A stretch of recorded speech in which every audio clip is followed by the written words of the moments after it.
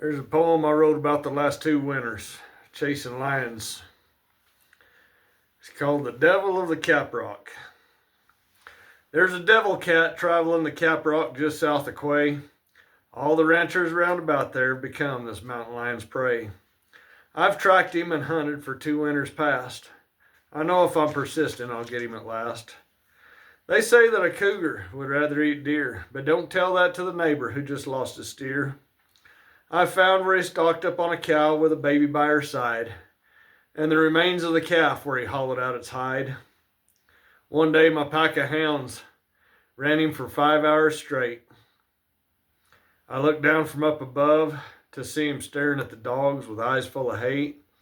I aimed with my 6-gun and he never knew I was there. Though I filled him with lead, he ran off like he didn't even care. He recovered rather quickly from the wounds that I'd made. He just caught another calf for a snack in the shade. I ran him several times, just a short distance at that.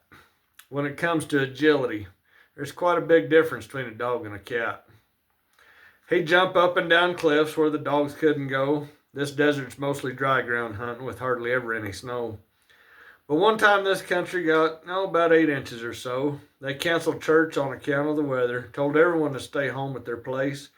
But that day, the dogs and I had our very best race. We found his track after a leisurely 3-mile walk. When the hounds smelled his track, they really started to talk. And from every point of the country, you could hear the hounds' voices start to swell as they tracked down this devil sent straight from hell. He circled and ran to shake him off his tail. With this good tracking weather, the dogs followed him well. We ran him 12 miles up cliffs and down canyons and back. I was step for step with my dogs carrying a 35-pound pack. I finally had to call this hunt to an end. We walked to the nearest highway and hitchhiked a ride with a friend. I know I could get him if I just set a trap.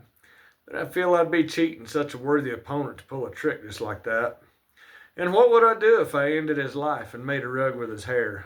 I don't have a TV to spend Saturdays watching and sitting in a chair. And the dogs would get fat and lazier too, as they sat in their kennels with nothing to do. So I guess we'll just leave this cat we taught so well to run. And next winter, me and the dogs can have just a little more fun.